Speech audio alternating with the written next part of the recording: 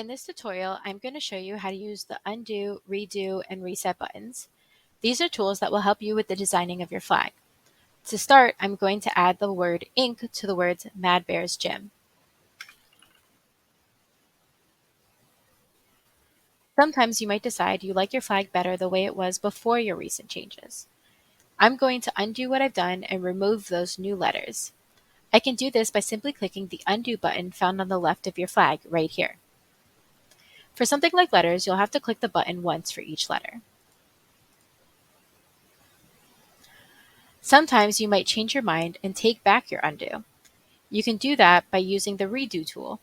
You can use the redo tool in the same way you use the undo one. The redo button is found right here. The undo and redo button can be used to restore the way your flag looked before your recent changes. These are great tools if you've made a mistake but don't want to start over. Now, if you actually do want to start over, you can use our reset button found right here. When you reset your flag, you will get a warning like this.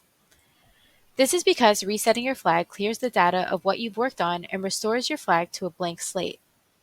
Make sure this is what you really want before moving forward. You can also use our Save Design feature before clearing your flag, just in case. Click Yes to continue.